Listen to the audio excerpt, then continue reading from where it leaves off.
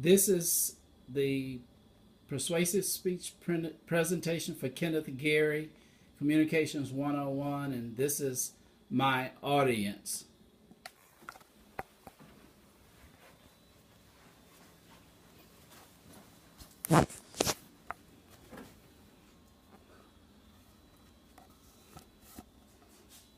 Today I want to talk about the effects of the video games on young minds. In order to show the effects that video games can have on young minds, we have to take a look at how they are designed and the competition that is involved in, and even the hostility that is involved in video games. We also have to take a look at the effects of repetitive behavior. When young people are playing video games and how they must continuously repeat their action and how this affects their behavior. Now, there are some who would argue that playing video games does not cause any harm and therefore does not have any effect on young minds.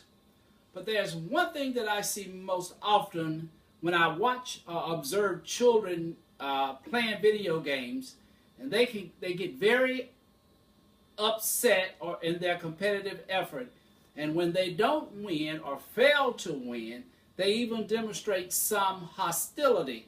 And sometimes children will even become so upset that they will throw things at each other and break things and even use language that's inappropriate for their age. So the video games can and does have an effect on young minds. The playing of video games can cause them, in one instance, can help them to sharpen up their reflexes while increasing their capabilities. On the other hand, it also teaches them to be successful, you have to develop the speed and be accurate in your timing. But most of these attributes here, they are not bad in and of themselves, but when you add that the competitive factor to the video games, that's where the problem comes in. And another observation that I made of those who spend most of their time playing video games that there's a tendency to slack off at other tasks in order to keep playing. They will stop doing what they are required to do, such as their homework or their chores around the home, just in order that they may continue to play video games.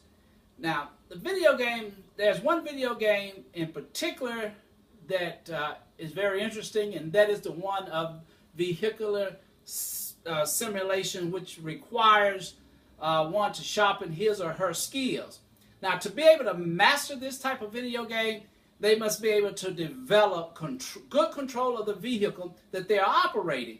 In addition to controlling the vehicle, they must be able to do it at a high rate of speed while they are maintaining their safety. In other words, staying off of the sidewalls or running into other vehicles or other obstacles that may be there. And another aspect of this particular type of game, it is to destroy your opponent's vehicle. So one of the things that I find very interesting and how video games affect young minds is that